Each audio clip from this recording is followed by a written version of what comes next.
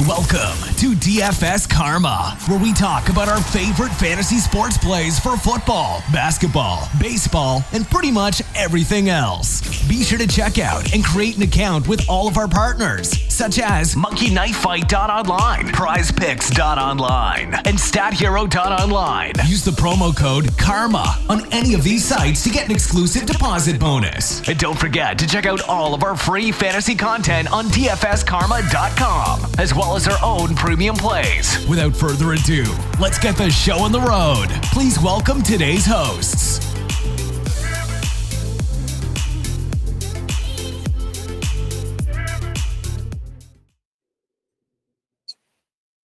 All right, what is up, everybody? Karma Nation, thanks for joining us once again in the Teen It Up podcast golf edition. I'm your host, AC, with DFS Karma, and as always, I got my captain, co-captain, Sam Sherman. We are talking everything tonight.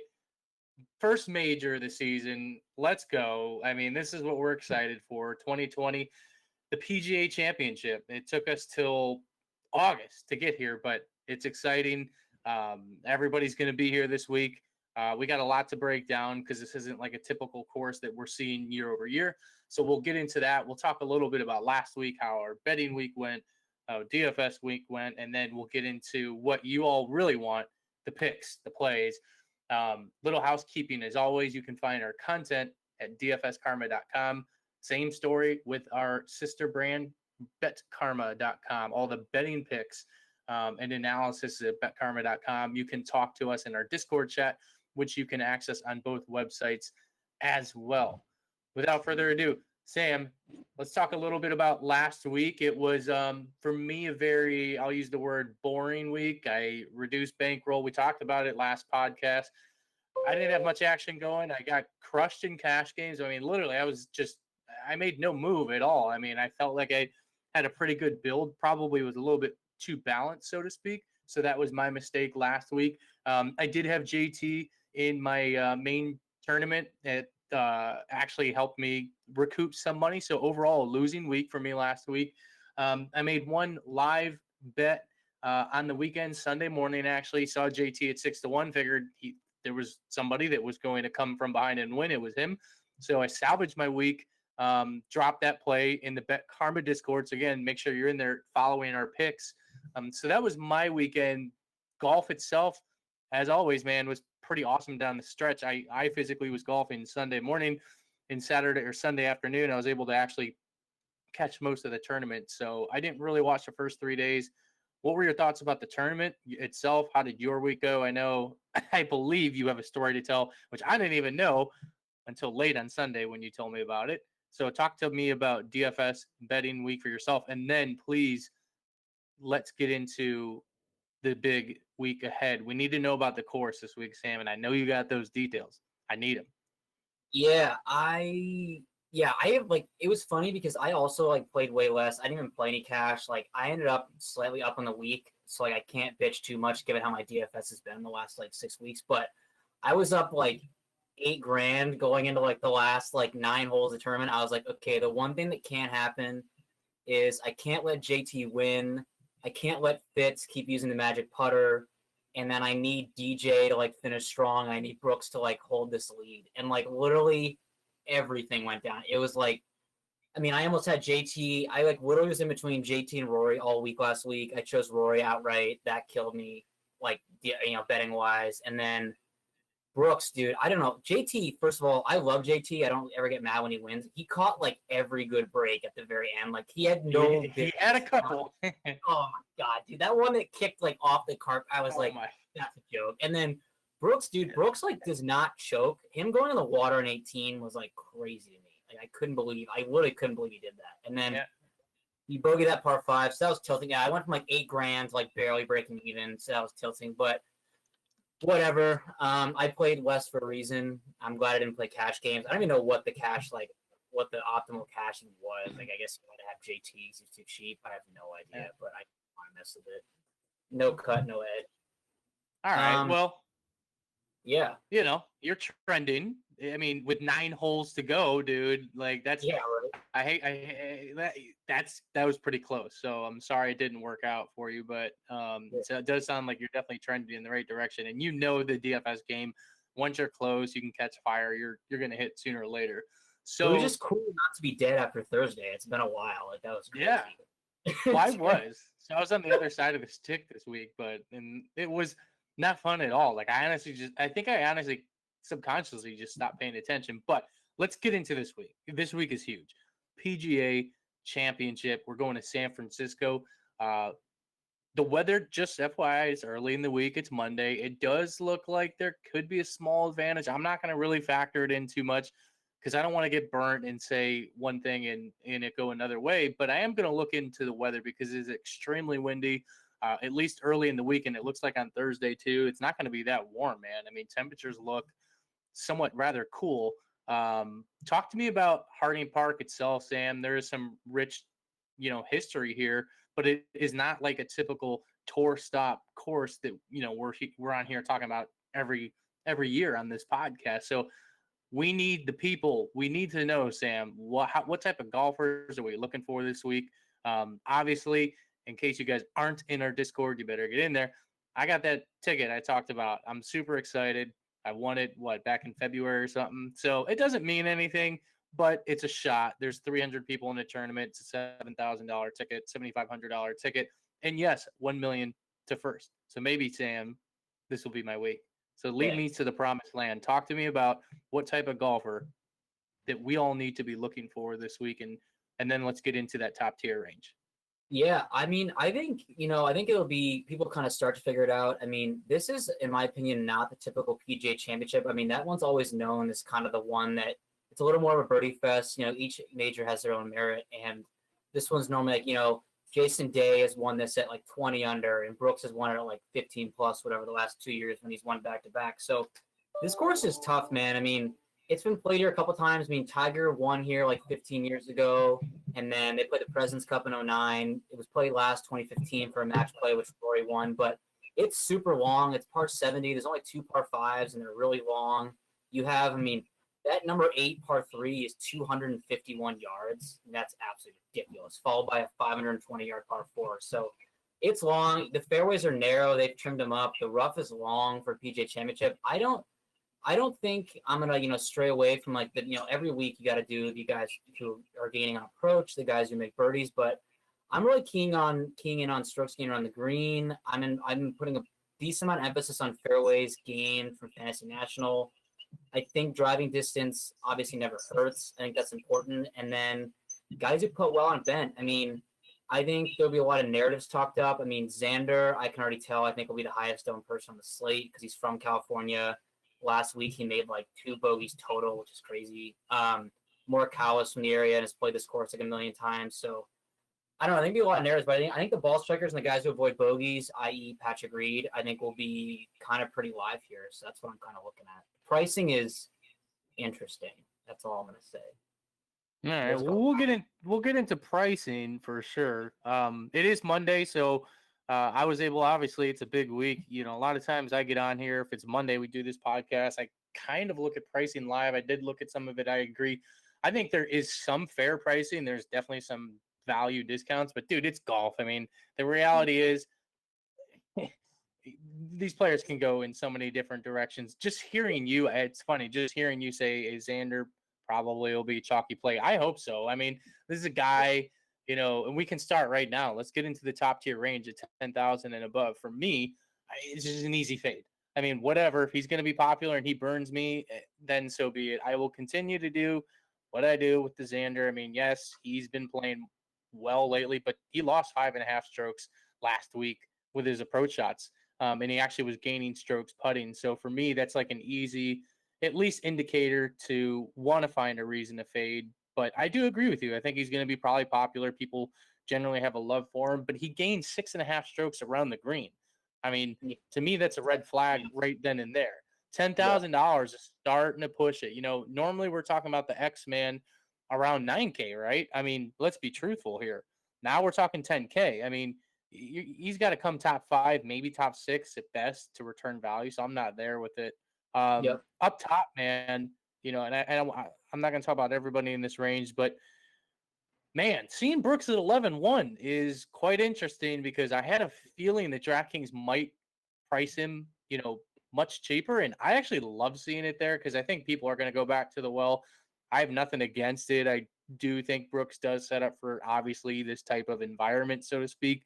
And I think he'll fare well. However, I'm fading him. I ain't touching him. Like, again, I'm trying to think about my main lineup this week, which is always, even though I say cash, it's my main single entry GPP, so on and so forth. So probably, what I'll ultimately play in that satellite as well. Bryson's another guy I'm probably going to fade. I mean, I don't see Bryson beat me this week. If I fade him, it's interesting. He's down to 10-3. The only guys up top that I like in consideration are JT, Rory, and Rahm. The other guys I will be fading.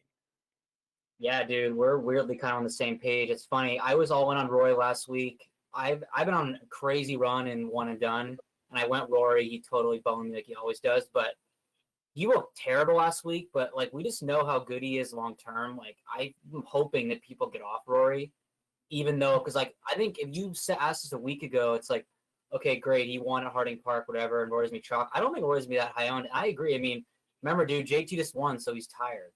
He's exhausted. He's tired. I love that narrative. It's so amazing. So I'm 100% going back to JT. I mean, he lost strokes putting last week. He still won. He lost almost 2 strokes putting. He's so good with his irons. He's just so money with his irons. It's just unbelievable. Yeah, and then Rahm looked horrible last week. Not gonna lie, that's not gonna make me not go back to him. That was interesting. I got number one and just completely. Yeah, he did look bad, but again, it's John Rahm, in my opinion. I say it all the time. He's going to, when we look back, besides JT, it's going to be John Rahm. It's going to be John Rahm and JT. I'm on that bandwagon, no doubt. So I don't want to spend too much time up top. I gave my quick take. I will say, as always, especially in a field like this, more than likely, I'm not touching any guy up top for my main lineup. I mean, yeah, you can, like last week, you're right. The people that played JT, I guess, in cash games, even though I think he was priced the highest last week, if I'm not mistaken. No, he wasn't. No, dude, yeah, they won. That's why he played. Yeah. He was like 7. Yeah. Yeah, so, the weeks where that happens, generally, I do tend to struggle with my main lineup. But again, I will be fading all these guys up top. So let's go below Webb, Simpson at 9,700, and then let's stop at Fitzmagic. We know the Fitzmagic. Let's just start with him in general. 8,100, and then we're going to pick a couple building blocks in this range to steal the brand from Ben Hostler's not listening to this podcast. But Fitzmagic has been on fire with the putter. I mean, he's so amazing at hitting every fairway. His stats from this last week, he lost 5 strokes on approach. He gained 11 putting. Like, he's so lucky. Oh, my God, it's so frustrating. My initial, just quickly, pricing came out. I'm like, all right, yeah, I'll make my lineup. Of course, let's be real. It's going to get changed 90 times. But Fitzpatrick was in my initial lineup. And, I knew because I've played him so much this year. I'm not going to lie. I benefited from a little bit of quote-unquote luck, right? I mean, he's had an amazing putter. I've lucked out with it a few times. And I'm not going to lie. Whatever. It is what it is. But, when you look at the 10 strokes gain putting, -3.5 strokes to the approach, -2.8 tee to green last week, and he came in 6. I think he's starting to get some industry buzz. I'm not going there. Dude, he's 61st in tee to green. I'm expecting to pay 8,100 to be there. I'm not even kidding. It's not because I don't like Fitz. I would actually play every single person 5 below him and 10 above him over him. I would feel more confident every single guy, except for maybe Hatton. He looked terrible. But I mean, yeah,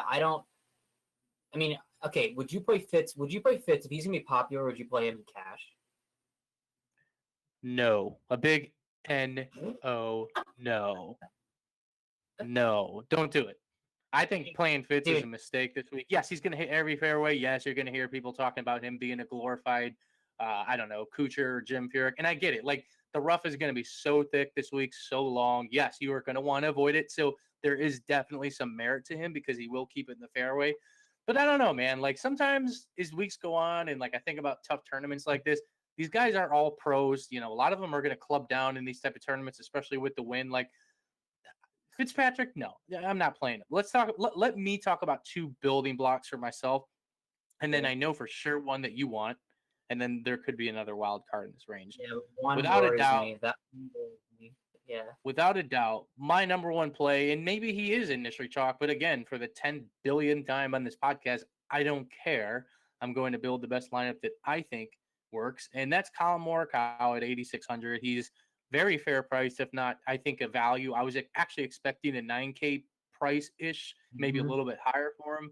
So immediately he's mispriced. He ranks second in my model. In his last 12 rounds, he ranks second in approach, second in ball striking, second in strokes gained tee to green, second in opportunities, second in fairways, and first in greens in regulation. Like, honestly, you're going to lose this week if you don't play Morikawa in cash. That's just my thought. And yes, you added a bonus narrative. Yeah. What? You don't. I have nothing bad to say about Morikawa. Like, He's I can't so even. good. Yeah, there's nothing. Yeah. Some people won't play him though, and we'll have a small edge right there. Yeah. Who's your second? Here's another guy. Here's another guy, and I'm going to leave the other guy for you because you've been riding his coattail, and he's been hot, and he's been pretty low owned actually. But I'm probably going right back to the freaking Hideki well. Like, why not? I mean, now he's 8,200. Like, why is he 8,200? I get it. He sucks at putting. He's freaking Hideki. He's going to 3-putt. Dude, I'm so aware of this. But I'm also aware that now he's not only is he not 10K, not only is he not 95, he's not 9, he's 8,200. Like, this is just a misprice. I mean, Hideki easily could win. You know that easily. So that's your triple bonus. He probably has very high odds. I haven't even checked for a top 10 finish, which would crush value. But when I look at Hideki, he's going to T20, T25. You need a guy like that no matter what. And he's just, to me, safe. He ranks 6 overall in my model, 7th in approach, 6th in ball striking, 7th in stroke gained tee to green. I like Hideki a lot. One thing I'll add on to Hideki before I give him my two guys is I will say it's always funny. Hideki is so bad at putting, but his around the green is actually pretty good. Like, he's really good at scrambling. He just doesn't make the putt. Like, he's a really good chipping. He just doesn't make any putts outside like a foot. But, he's going to 3-putt a lot, but go ahead. My two guys actually, okay, so I'll just get out of the way. I'll play Tiger. Like, I'm never not going to play him. I will say if it's cold, that does 100% worry me. And this sounds like so much of a narrative. I actually will play my exposure to Tiger will literally be based on his tee time. Because if he plays like early as hell in the morning, which I hope he doesn't, so they get him on primetime TV, I think he's in for a long week because his back will fuse up so hard. And I'll obviously play him. I never wouldn't, but like he probably won't make my main lineup, which hurts me to say, but at least I can root for him. My favorite plays are Patrick Cantlay did exactly what I wanted to do last week. He sucked so bad. I wanted to blow so people be off him. Now he's under 10,000. Cantlay, I get him wrong all the time, but he's so solid.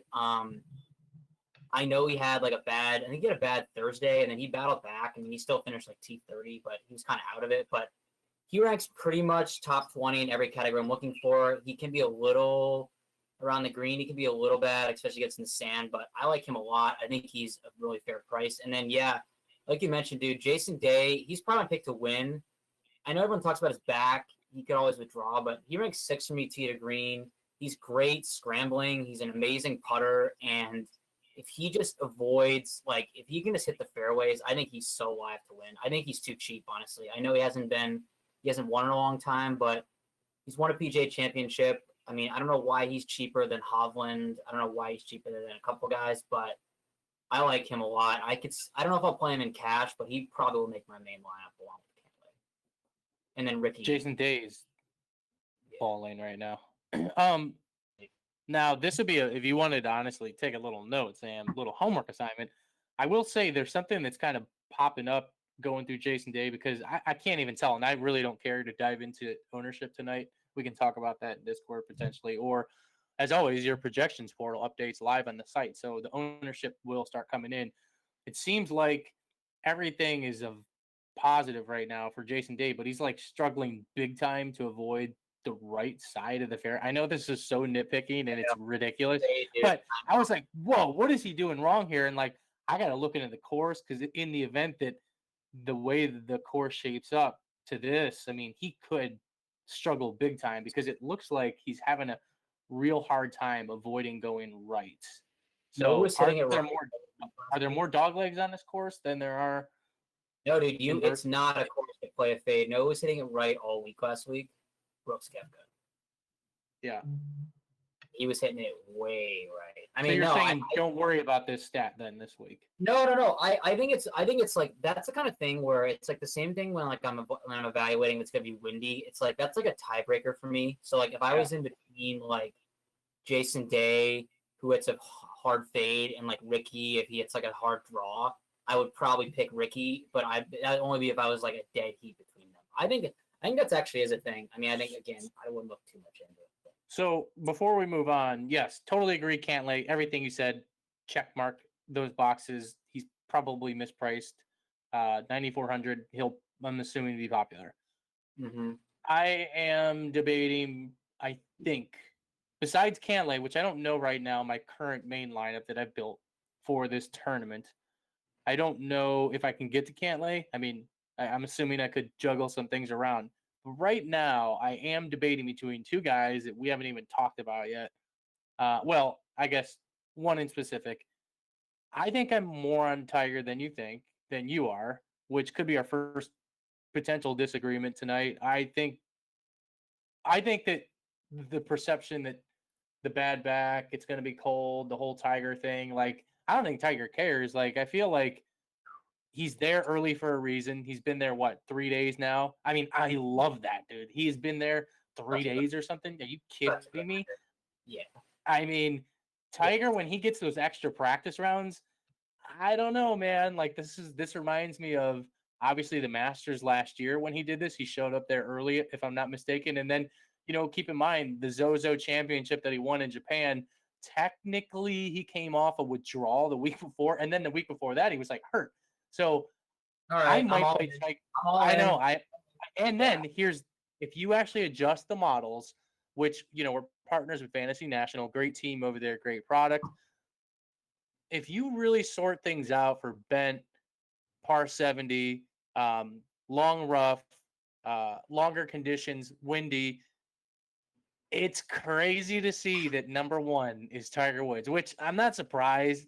When you're looking at like historical rounds, but I'm just like, oh my God, like no one's really diving into this. And then the other guy is, I like DJ a lot. When I saw 9,000, I was like, are you kidding me? Like I got an outright bet on DJ. I'm not going to talk about all my bets tonight because I've been pretty well this year. So hop into our betkarma.com Discord. You can hop in there. But I like DJ. I just think he's mispriced in the betting market and DFS. And it's like, if I don't pull the trigger on Tiger, I'm probably going to go with my homeboy DJ, who's cool, calm, collective. He looked really good with his putter on Sunday. Again, I didn't watch the first 3 tournaments, but he was rolling them in. And it's freaking DJ. Like, I want the guy who's long here. That DJ with his proximity, a stat I'm looking at this week in specific, probably more so than any week in recent memory, is that 200 plus range, especially into the wins a lot this week. And DJ is exceptional there. So is Cantlay, by the way. So I like DJ a lot. I mean, I'm assuming he's going to be popular, but there's so many guys that I don't know. So those are the two guys I'm considering right there. All right. I'm going to let you go from the range of, let's go down from Hatton and Reed at 8,000, and we'll stop at a smooth 7,000, and then we'll just address the 6K range. So why don't you lead us off? Couple building blocks in this entire range you're looking at. Yeah, I'm gonna bet on. I mean, first of all, one guy I just feel like I have to play because the price is so bad. Is Tommy Fleetwood. I'm gonna chalk up his last couple rounds to like some rust. I mean, that's bad. That's bad price. I mean, some guys above him are so much worse than him. I'm laughing. Yeah, I mean, it's like I'll probably. He's the kind of guy where we talk about hedging stuff. Like I would probably play in cash and then fade everywhere else. But I mean, that's just a ridiculous price. But my favorites are Adam Scott. I don't care he hasn't played. I know he's been practicing. I mean, the last time he took took an 8-week layoff like a year ago, and then came out and won. And then he took like a 4-week layoff and then won when I bet on this year. Like I don't really care if he takes time off. I like him a lot. He's so good. Yeah, I don't care about. And then in the same vein, I mean, dude, I think Stenson. Like I know I'm back on the Stenson train, but 7,300, dude. Like he's like. That's bad. That's ridiculous price. I mean, Chez Reavie is higher priced than him. Chez Reavie is worse than Henrik Stenson.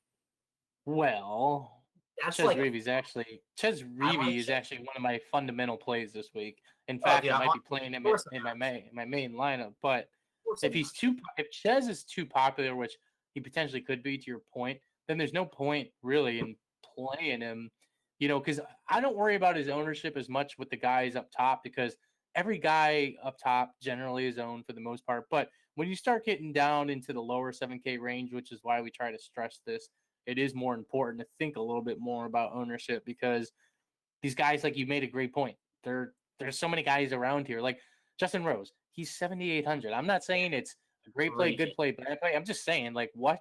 If you time machine me in December of 2019 and told me Jay Rose is going to be 7,800 at the PGA Championship, I would send myself a memo from the future saying, please God, play him. But man, he's been bad, right? I mean, like, can we even play him in our main lineup? I don't think so. I think he's an amazing tournament play, though. Yeah. I just think you have to take into account. I mean, obviously, like form matters and everything like that, but it's like, I'm looking at a guy like Stenson. It's like, okay, are you going to sit here and tell me long term, Chez Reavie, Brendan Todd, Billy Horschel, Matthew Wolff are all better than him? Like, I do not think so. I don't think Abraham Answer is better than him either. I mean, that's like, I'm just saying, these are some of the guys, like, I'm just betting on long-term form. I mean, not that these guys can't do well. Maybe Stenson, he probably completely torches me. That's totally fine. But, like, that's just an egregious price. I mean, for a guy who's still top 50 in the world, I think. I mean, I don't know. That's just my opinion. Stenson, for Plus, me, fairway,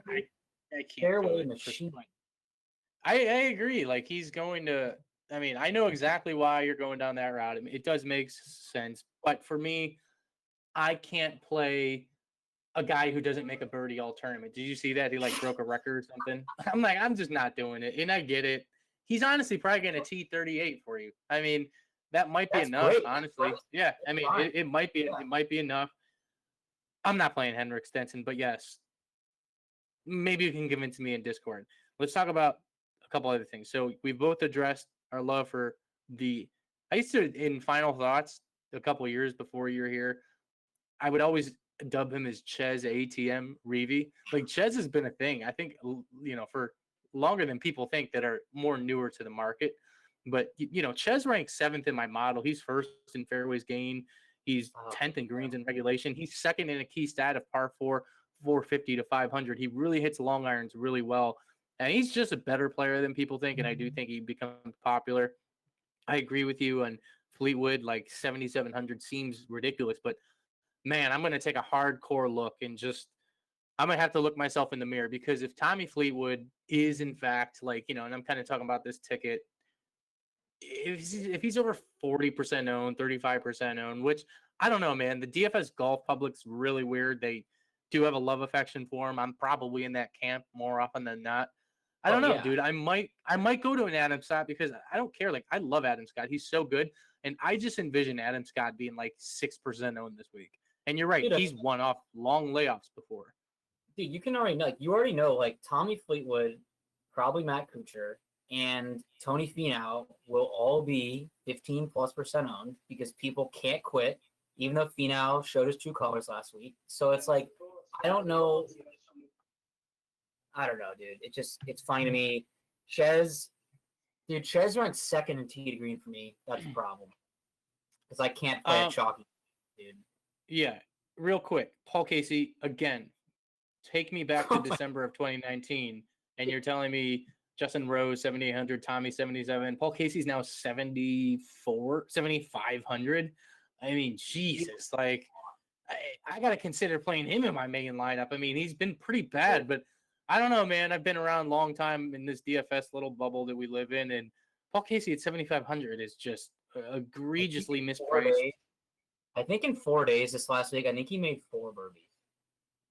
He's lost 10 strokes putting combined in the last 2 tournaments, which is awful. And frankly, I don't even want to deal with it because these guys, he's not this type. He's not this bad, but I don't want the Keegan Bradleys in my lineup this week. Like, even Keegan, I was kind of looking at him like, he always pops in the model. I'm like, I don't want the guy. I don't want the guy who's going to lose 5 strokes putting. Because you're not prepared. It's like when you have an Adam Scott or Hideki or Benyon, like, they're going to miss the putts. Casey, you expect to be at least halfway decent, and he's been so bad that it's, like, unbelievable. I mean, how about, dude, know who I like? I'll give you 2 guys. You're welcome. One of these guys is going to do really well, and one of them is going to miss the cut. Matt Wallace, 7,200, playing well, plays hard courses very well. Also 7,200. Harris English, dude, has been sneaky pretty good. Remember, dude, everyone was like circle jerking to him that first week, misses the cut, and then everyone hates his guts for like the next 6 weeks, and he's been pretty solid. That's interesting. I had Harris English, Mr. Harris English circled to talk about. So we're on the same page. Harris English is sneaky good. I mean, I don't know what else to say. Like, he's been on fire lately, to be honest. I mean, I'm looking at it from the RBC. Yeah. 6.5 strokes gain total. The Memorial, 7.5 strokes. The 3M Open, 6.5 strokes. And the thing that I love about Harris English is generally he's accurate more often than not. But, dude, his game is just all around good. I mean, I'm looking at just honestly since early January. I mean, he gained strokes around the green. He gained strokes putting. So it's like, it's always fun when you have the golfer that's playing well and he's putting well. It's like, oh my God, like, it's happening. Like, praise the Lord. He's obviously not going to win with distance, and I am, baking in distance, a decent amount this week. So that's the only negative, but I agree. He's hitting fairways too. It's like, put it like this. I'd rather play freaking Harris English than Matthew Fitzpatrick. To me, they're the same player, right? Oh, yeah. At least Harris English. Yeah, I mean, that one. Harris English, by the way, let me just, for, the folks out there like really want that winning, play. Guess who ranks number 1 historically on bent grass greens? It's Harris English. Tell me, it's Harry. It's Harry. So we might have to go back to the well this week. Also in this range, before we head out, listen, I know everybody wants to talk about Spieth every week. I do find it interesting that he's starting to gain some strokes with his approach game, but also historically, he's the number 3 putter on bent grass greens, which isn't surprising because Spieth is always good putting, but nobody's going to play Spieth at 7,700. And then lastly, one last name who I really like. And in fact, I put him in my original build, and then somehow he's already not in it, 4 hours later. It's Serge, bro. Our boy Serge. You've been writing about Serge a lot. Yeah. I think Sergio's the type of guy, it's like, all right, if Tommy Fleetwood's, say, hypothetically 30% owned and somehow Sergio's 5, I'm just going to play Sergio, and I'm not even going to be upset. Whatever happens, happens. But there's no difference, at least right now. So that's my thoughts on that. Anything else in this range? I'm just caught up because Spieth has been on my auto write-off list the last year, but he's 10th on par 4s, 450 to 500, 8th in birdie or better, 15th in putting. I don't know, dude. Spieth? He plays well on the West Coast, actually, too, historically. Yes. I know that means nothing to people, but I don't know. I bake certain things like that in at times. No, people give Spieth so much hate. I've given a lot of hate, too. I want him to be, good again. I just hate when he bitches at his caddy. But, I like when he's good. You got me some interest in there. Last guy. By the way, there's a lot of names. Go ahead. Yeah. Oh, I know we're both going back to Kevin Na so we can withdraw. I know you're playing Kevin Na. What's his price tag? 7, I only saw him in the betting market. Yeah. Again, this week is odd for me because, honestly, dude, I might make just one lineup, and I really might want to focus hard and figure out what I want to do. I really got to kind of marinate on ownership more so this week. But yes, I like Kevin Na a lot. And Sam's referring to that. I got a bet on Kevin Na, I think at 150 to 1 or 125 to 1, I forget. Yeah. So that's my second play of the week. You can get the rest at betkarma.com and hop into the Discord chat. But yeah, Kevin Na's a freaking winner. This guy, he can win. Especially in a course like this, conditions like this. And, he's got one of the best putters in the game. There is a lot of guys, man, in that 7K range that we didn't address. And just like always, we're not going to talk about everybody, but it goes to show you that there's a lot of guys. There's a lot of talent in that 7K range that could legit pop. I'm probably not playing him, but at this course, I think about Adam Hadwin because I think about the long par 3s. Adam Hadwin's sneaky good on the tougher tracks. No one's going to play Adam Hadwin. I'm telling you, nobody's going to play him. But again, there's DFL. It's horrible. There's guys littered like that all over the place. All right, let's go down. Oh, Tom Lewis, that guy did really well last week. I don't know much about him. I know about him. I would not chase that, dude. All right. Oh my God, Richie's back in the field at 7K. Dude. Didn't he just like win the Barracuda? Yeah, one dude, Richie the GOAT goes T3, cashes my top 10, and then wins the Barracuda. What a beast, Dude! He's on fire right now. I mean, this is another guy. Now we're at 7K.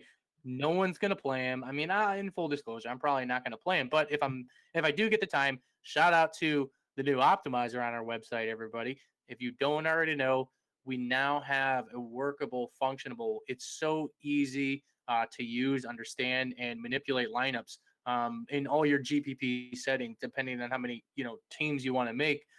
That's on the website. Just click the button, optimizer. Now, if you're making a bunch of lineups through the hashtag optimizer after you sign up, again, I would get exposure to a guy like a Richie Wierenski. He's just mega hot in golf. When you're hot, it's like blackjack. You don't leave the table when you're on a heater. Yeah, you mean what? Right? I mean, say he's 3% owned. You just need to have 2 of him in 20, and you have triple the field. That's like easy money. How about Ryan Moore? You like Ryan Moore at times, right? I feel like we don't talk about him enough. He just withdrew, like literally an hour ago. Oh, he's out. Oh, yeah. Okay. Moving on. All right. Go to the 6K range. I know you got some guys down here. Oh, I got 3 guys who I'm definitely playing. Actually 4. Okay. I double checked. There's almost no water on this course. Ryan Palmer is so alive. He's playing well, dude. Ryan Palmer almost no water. He's playing well. 6,900. Love it. Brennan Steele won twice in California. Really good on long approaches. Horrible putter. Fits my brand.